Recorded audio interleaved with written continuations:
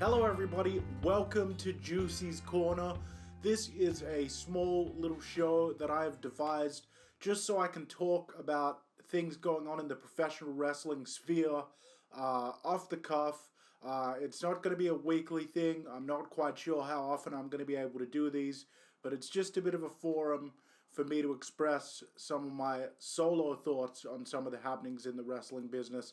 And the reason it's called Joosey's Corner is, of course, because I am sitting in a corner. Now, today we're going to be looking at a few things Dave Meltzer related, okay? We're going to be taking a look at his review of the most recent episode of AEW Dynamite, which, as many of you may know, it was the worst, or lowest rated, I should say, episode of AEW Dynamite in history. And when I first clicked on the video, I was expecting a couple of excuses, but I want to kind of take a more detailed look at the video and sort of break it down and discuss what I think of it. And then following that, we are going to be comparing Meltzer's star ratings for Clash at the Castle and AEW Double or Nothing. And we are going to sort of be comparing the different standards applied, if we can see any, between the two companies, because I feel like there is either a conscious or an unconscious bias on his part in the way that he rates his matches between the two companies, and I feel that it's worth exploring that a little bit. So that's what's on the agenda for the first episode of Joosey's Corner. Alright, let me pull up my screen here.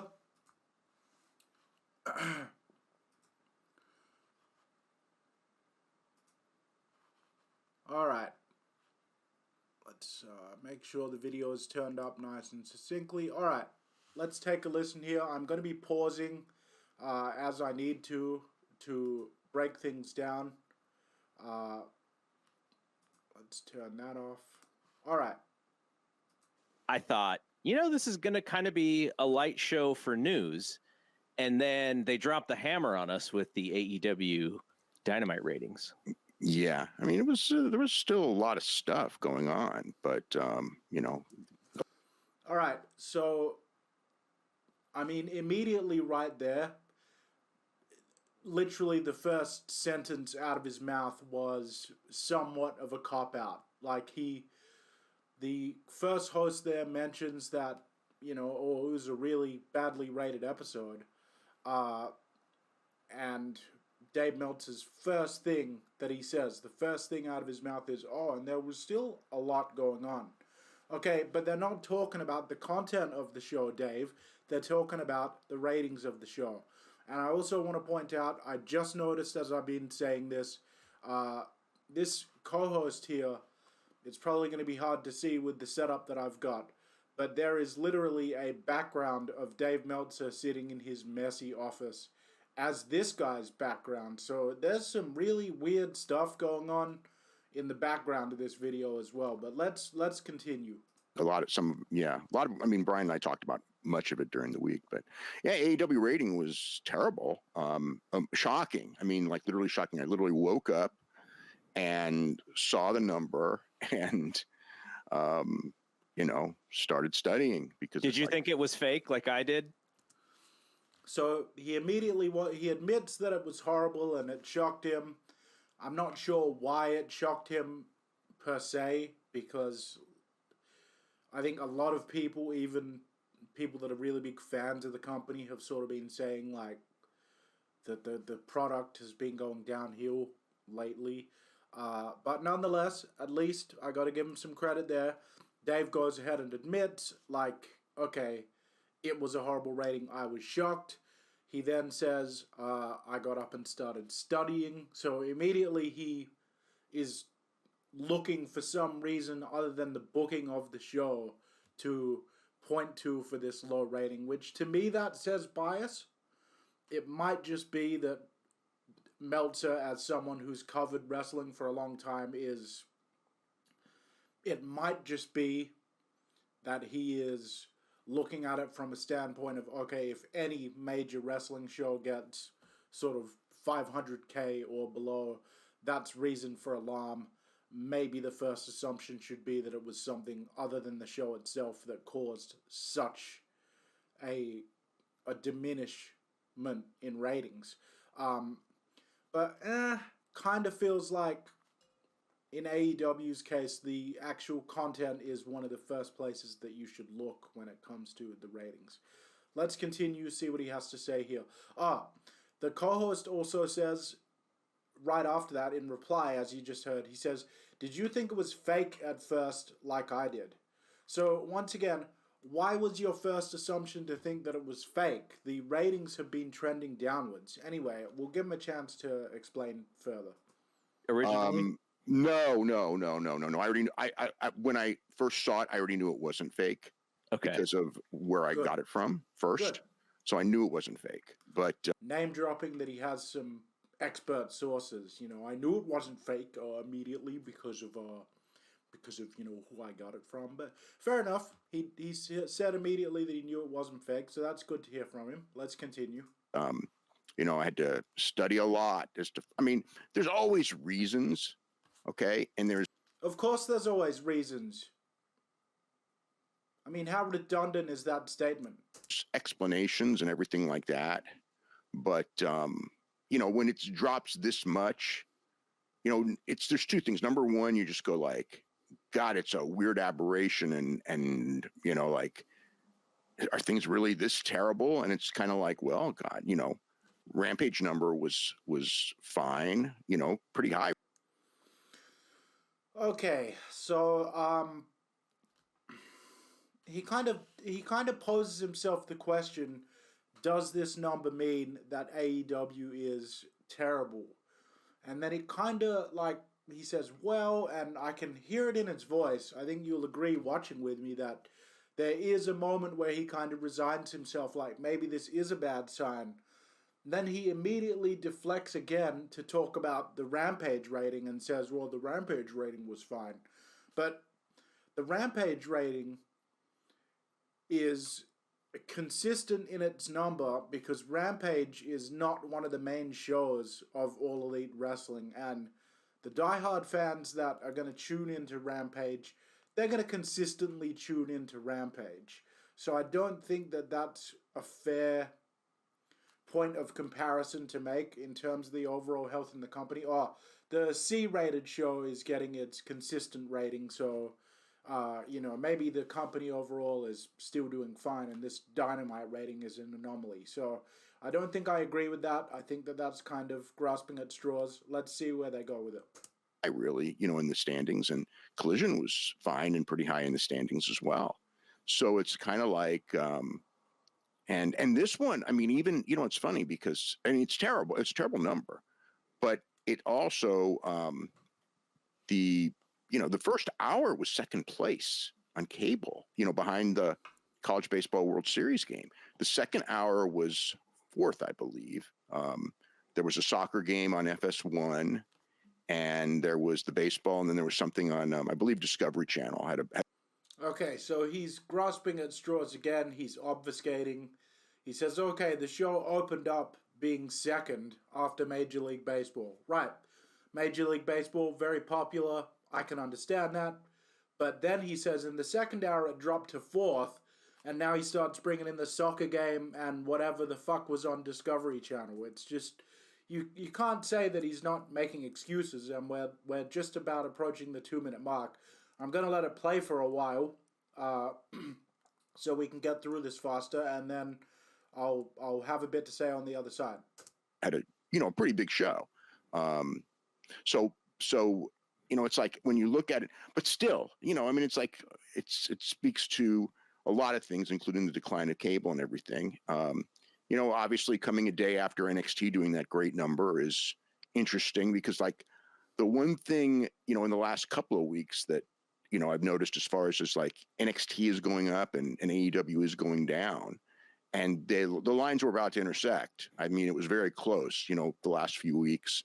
And then, when they did the when NXT did the 0.26, I thought, okay, it's like, I thought AEW would be up, and it was way down because of, I thought that they had promoted the show well, You know, you had a MJF and Roosh was well promoted, good brawl, blah blah blah. You know. Okay, I gotta stop it there. I said I would let it play for a while, but once again, he admits it's a crap number. Then for some reason he brings up NXT, which is the developmental show for WWE, not one of their main shows, as Dynamite is for AEW. And he goes ahead and says, oh, well, I thought the NXT numbers and the AEW Dynamite numbers were about to intersect because NXT's been going up, AEW's been going down. That's not pertinent to the conversation right now. And then he follows it up by saying, I really expected it to be up, and it was way down. They had MJF versus Roosh that was well promoted, good brawl and stuff like that. What are you even saying, dude? How was it well promoted? For something to be well promoted, it's got to start from the position of people wanting to see the match in the first place. You've just had MJF come back. He's your top heel. Why would you think that people would be clamoring to see him take on Roosh? All right, let's play it some more. And things were kind of heating up, the tournament going and all that. But I did think that they weren't probably going to get an 0.26. So it was kind of like, wow, you know, it's going to be the week. But it doesn't matter 1 week. It's the trend. The trend is one is going up at a good rate, and the other one is leveling off and dropping. And obviously this drop was ridiculous. Leveling off, he said. There's, you know, I mean, there's a million reasons, and there'll be a story. There should be a story up on the front page by the time, you know, we're done with the show, if nothing else, because I just finished it. That, you know, will go through all the little particulars. I mean, I guess there's a lot of key notes. I mean, obviously the lead-in was an 0.04. You know, which was the movie Black Panther, right? Yeah, was it Black Panther 1 or was it the Wakanda sequel? I think it was Black Panther was the lead-in instead of Big Bang Theory. So, you know, Big Bang Theory is, you know, like if you look at it in the way that your numbers crunchers at WBD would look at it, they'll look at the number, but one of the things that they'll look at is how many people tuned in at the start of the show. And there actually were way more people tuned in at the start of the show this week than most weeks. You know, dude, like, so once again, can anyone here that just heard that tell me that that's not an obfuscation, an excuse, whatever you want to refer to it as? He's making excuses. Now he's saying, oh, well, you know, I mean, the WBD execs, when they look at it, they're going to be focused on how many people tuned in at the start of the show. And I mean, this week they had more people tune in than most weeks. Like, why do you keep finding every single excuse in the book to downplay the fact that this is the lowest rating that their main show has ever received? Like, this is why people are starting to criticize Dave Meltzer, even people that used to really respect him and listen to his opinion seriously in the past. Because if he was reviewing Raw or SmackDown right now, I doubt he would be throwing in these little obfuscations and excuses to let the company off the hook the way that he seems to be doing here. All right. No, and you know, then people will go like, oh, you know, it's the Big Bang Theory lead-in, but they add like a lot of new viewers from Big Bang Theory, and often, you know, when it comes to the 18 to 49, which is the key number, very often the first quarter with the Big Bang Theory lead-in is not the high quarter.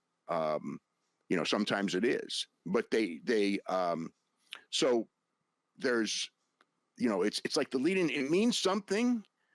It means a lot in the first, you know, 5-10 minutes, especially, but throughout the show, like, okay, they had a really bad lead in. But it's like, that doesn't explain the whole drop. And I know, like, there's a lot of things going on. There was with the Kendrick Lamar concert, which I know was big. There was, you know, College Baseball World Series did a nice number. The Olympic trials did a nice number. What was the other thing? I think, you know, that was really the. Can we go back to the Kendrick Lamar thing for a second? Because I saw in the story that you wrote. You know what? I don't know what this guy's about to say, but Okay, you can't have, on one hand, oh, AEW, they're the company that promotes to the hardcore fans. You know, that's their audience, that's who they're reaching out. And then point to really mainstream things like the Kendrick Lamar concert, like the Olympic trials, and say, oh, well, that, and the college basketball, and say, oh, well, that had to take, a chunk out of the viewership for Dynamite. Because that doesn't make sense. Those are all broad appeal things, sports and music, that appeal to a much more general audience. And you're the first one to say on the other side that AEW doesn't appeal to a general slash casual audience. They appeal to the hardcore fans, the diehards. You mentioned specifically the 35 to 49 audience. Right. I do want to mention, that's right. Okay. I actually should break this down before we get into this. Okay. So when you're breaking down where this thing fell apart, AEW's strongest audience is men 35 to 49. I mean, it's the one, sometimes, like, when it's been bad for a couple of weeks, I'll bring it up, but it's just a steady audience. The 18 to 34 has been, dropped greatly in the last few months. And sometimes it was like, well, it's the NBA playoffs, and it's like, well, that's a reason to a degree. Mm-hmm. And then when the playoffs ended, they did the one show a couple of weeks ago without the playoffs, and the number went right back up to where it should have been. So it's kind of like, well, that's part of it, but they were still down before the playoffs. Okay, so the number last week, which was against the NBA Finals, was a bad number in 18-34. So the 18 to 34 number this week, even though these other numbers were way down, was actually very slightly up, like 5%, 4%. Right? Then it'll be in the article, but it's like, I think 4.6%. So it was up, but the 35 to 49 male audience was down 40% from last week. So that's the audience. The women were down too, like 23%, 23.5, I think.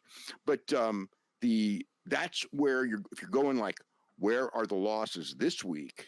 Where is it? It was very much congregated in that males 35 to 49, which is their group that really doesn't vary that much, and they got killed in it. So your answer is like, what attracted, what was the reason? And you can come up with a lot of different reasons, but that's the age group you're looking at. If you're looking at like, kids or whatever, or whatever, it wasn't really down. That's where it was. And women down, sure, but it's like women vary on that show anyway. It was men 35 to 49. They were way down. It's it's the most loyal audience. I'm going to guess they'll probably be back next week, but maybe they won't.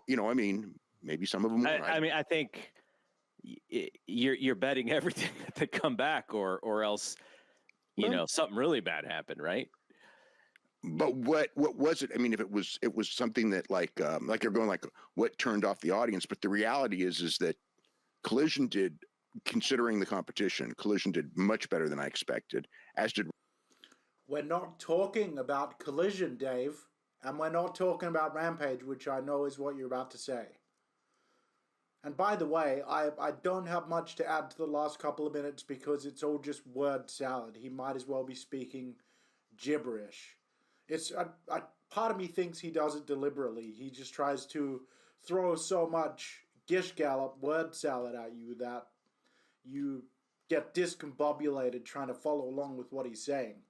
Rampage this week, so it wasn't like there's this AEW. AEW's down, don't get me wrong. To me, again, when we're analyzing a wrestling company, there's so many variables that go into TV ratings, although they have to be studied because they're the number one financial thing.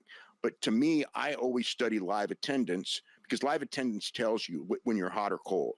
And obviously, AEW is struggling to sell tickets. That's going to happen first before the ratings drop. So they struggle to sell tickets, and that's been, a year-long story now. They peaked probably, 2 years ago in that regard. But the last year has been pretty tough. And so when you look at that, it's like the ratings decline was going to happen, and it did later.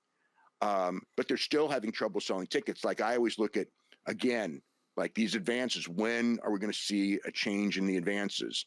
And when we do, actually with WWE, there's a little, it's in the Observer this week, but they are a little down. And their pay-per-view that they did last week You know, the numbers that we got weren't particularly great. So there's little signs, but overall, I mean, I look at, again, the live attendance, it's pretty freaking good. And even if they decline a little bit, they're still doing great.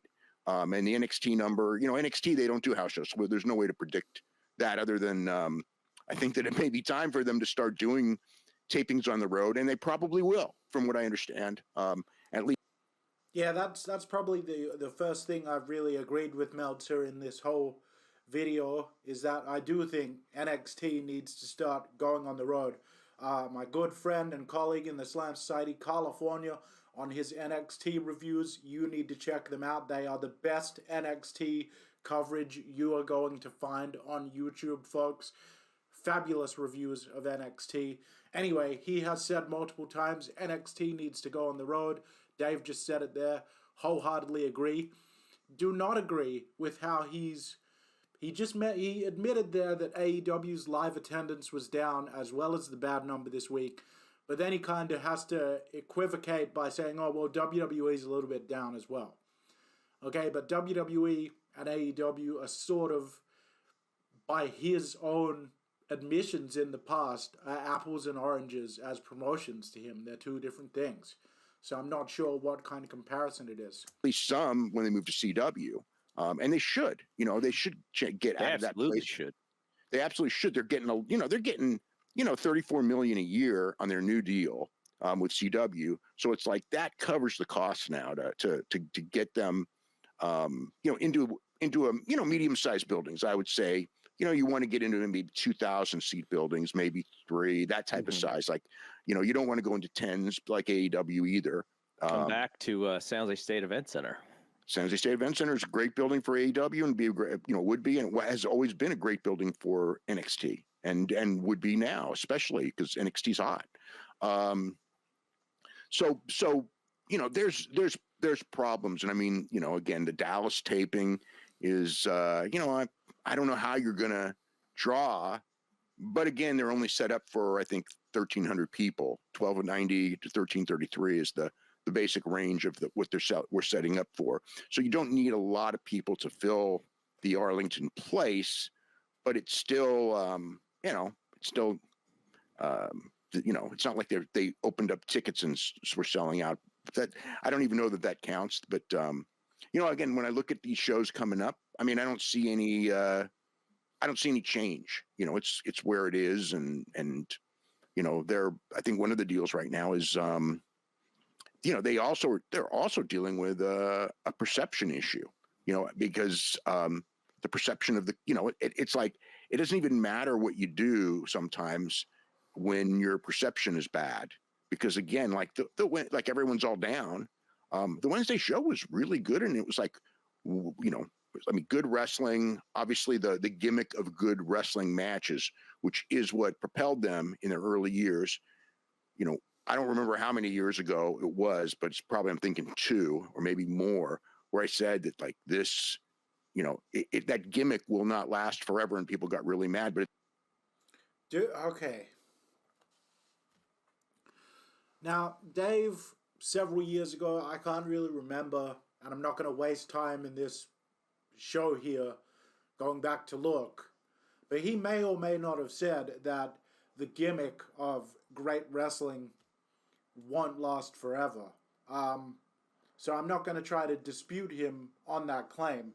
But what I will say is, based on his ratings, reviews, appraisals, analysis, and general discussion about All Elite Wrestling and its product, is that Dave Meltzer himself is a huge fan of the gimmick, as he puts it, of really good wrestling. And I put it to him that despite what he says, there is a perception among the people in charge in AEW that is still doing the job for them, that being the gimmick of really good wrestling. And the other thing I want to say, and I want to ask all of you in the comments who see this to chime in as well. If the show was so great, as you just said, Dave, if it was so good, if the matches were so good, if it was so well done, as you just alluded to, why does it have the lowest rating ever? And you yourself can't really point to any concrete reason why it's the lowest rated Dynamite ever. Let's continue. It's like, that's just the reality, you know? And so, you know, you have to build younger characters, get them over really hot, and also have patience with them. This NXT, you know, the building of NXT, if you remember, when they started building these, you know, with the Braun Breaker, and they did that whole switcheroo deal, you know, when they went from the trying to be the super indies to just Vince's idea of like, screw this super indies thing with Adam Cole and Kyle O'Reilly. This isn't working. We're getting beat every week. And, you know, they basically gutted Triple H's vision.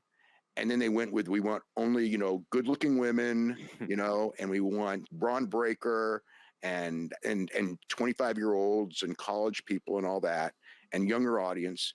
You know, if you remember, at first that did not work out well, but as these people grew in time, it did.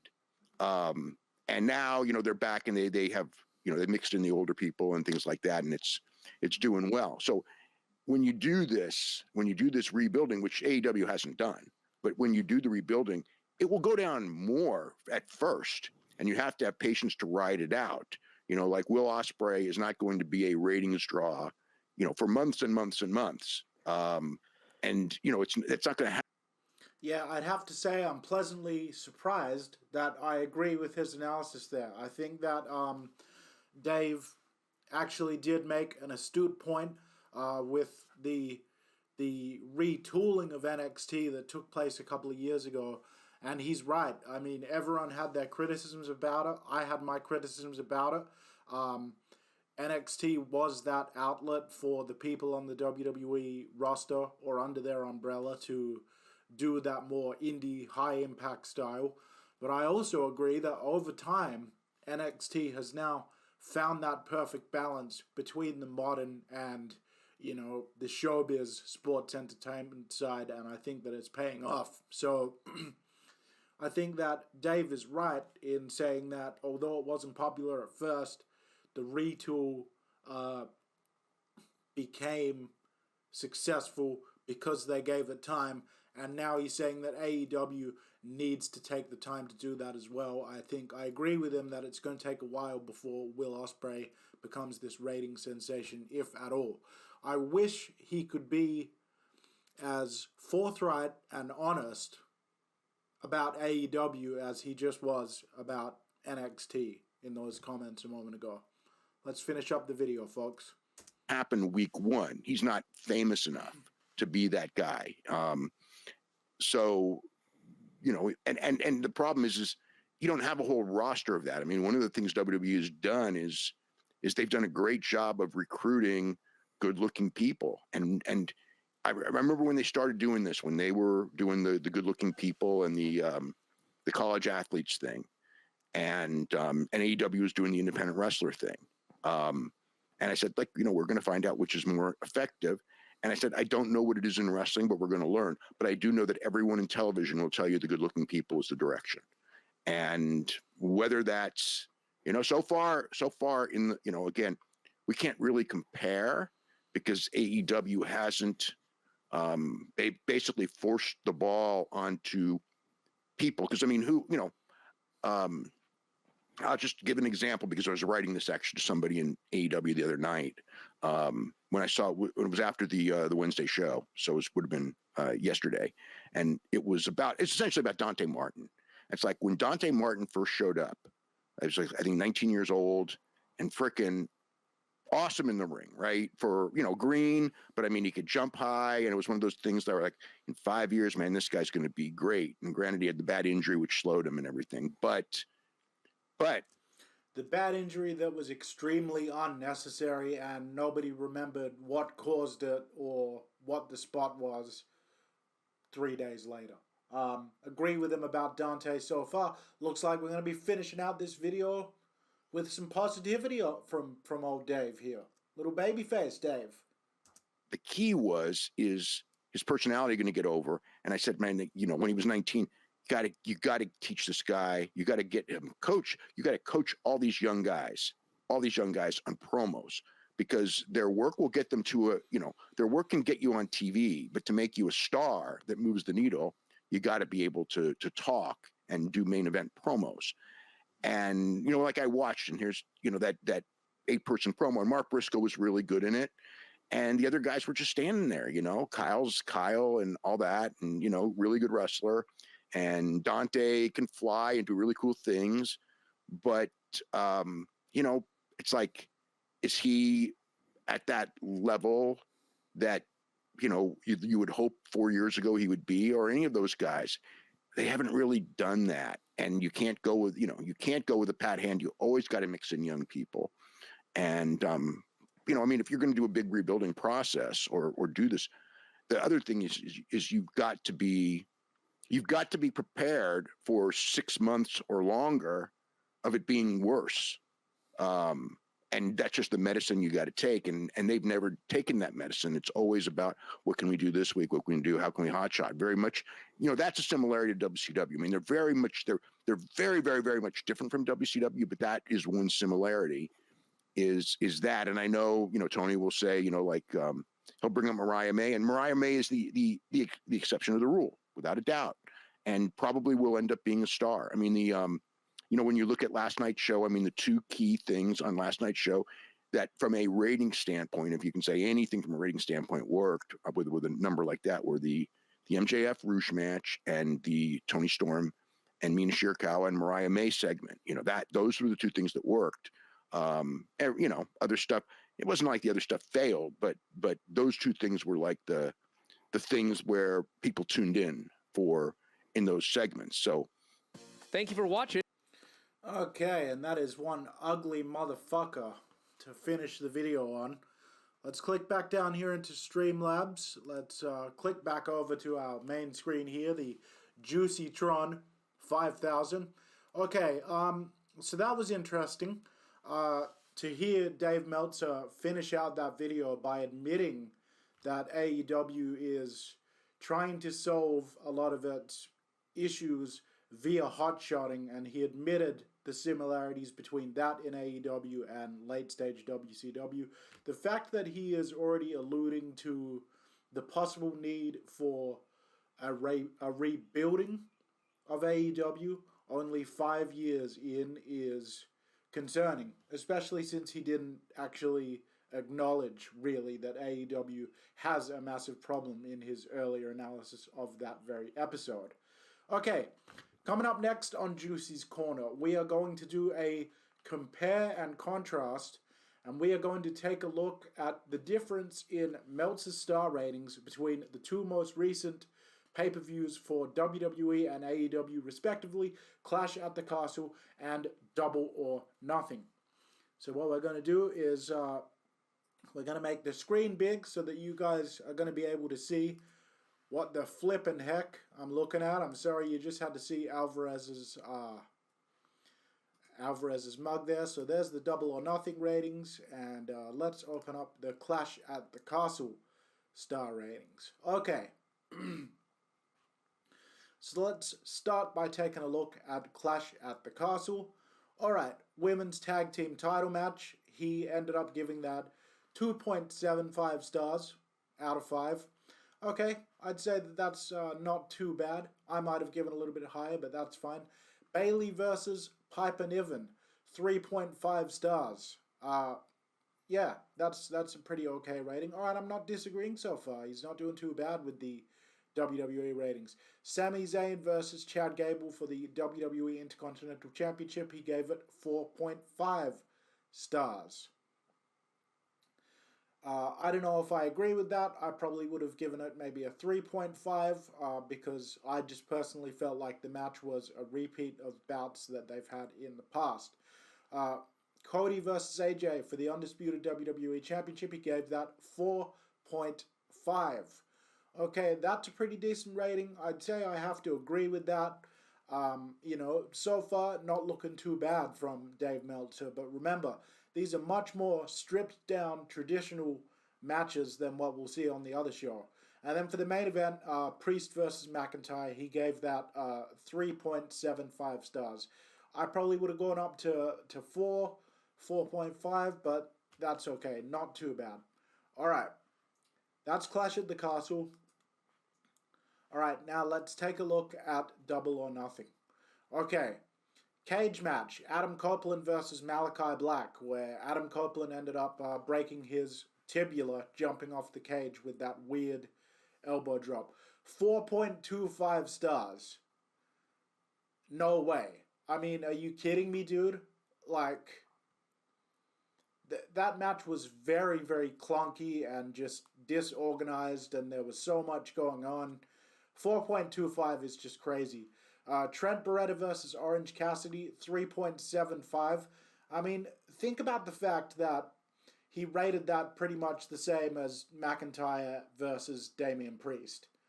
And this was Trent Beretta versus Orange Cassidy. And look at the difference when you see Damian Priest and Drew McIntyre compared to Trent Beretta and Orange Cassidy physically.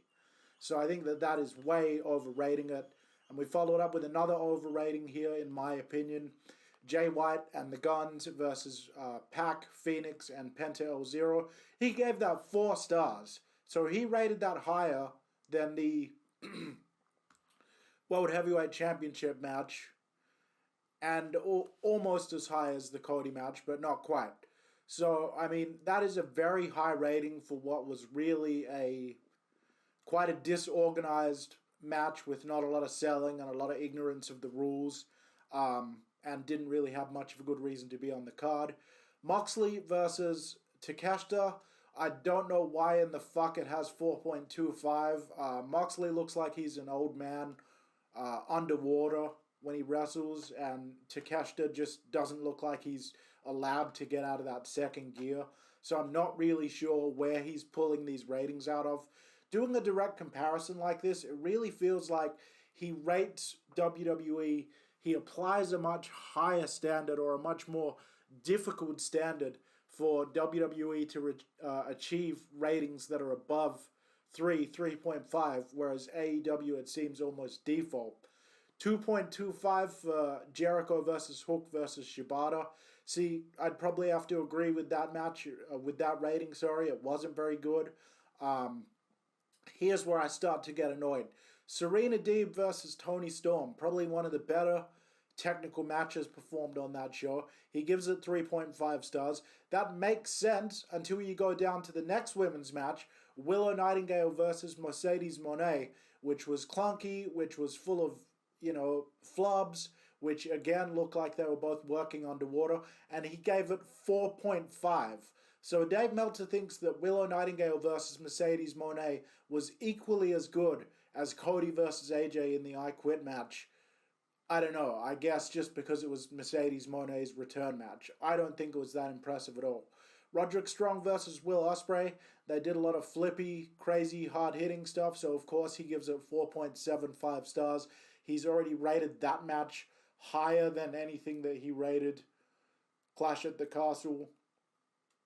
Then we get to Anarchy in the Arena, which I did not care for at all, and he gives that 4.5 stars as well. So it just shows you what kind of lens Meltzer is looking through the wrestling business at. Because once again, you look at that Anarchy in the Arena match and the disorganized, frenetic mess that it was, and he's given that an identical rating to what he gave Cody versus AJ Styles, which was a much more well-structured, well-paced, well-executed match, in my opinion. And then he goes ahead and gives the main event, Swerve Strickland versus Christian Cage, 4.25. If I'm rating that match, I'd probably give it a 3.75 at the most. And again, this is all just my opinion. Let's switch back to our main screen here. It's all just my opinion, of course, but I think that doing that direct side-by-side comparison, it's hard to deny that there's not some sort of bias on his part with the way that he rates these matches between AEW and WWE and the way that he dissects and analyzes their products on television between the two companies. So I want to know what you guys think in the comments. Do you think I'm being too harsh on Dave? Do you think that, I'm sort of looking at it from too much of a biased perspective of my own? because I'm not saying that all the matches on Double or Nothing were bad except for the Anarchy and the Arena match. I'm just saying that I feel as though he's much quicker to give AEW the higher rating and round his rating up than he is to WWE, where it seems like he's more inclined to round his rating down if he finds any flaws in something that they present. So anyway, that wraps it up for the first episode of Joosey's Corner here on the Slam Society.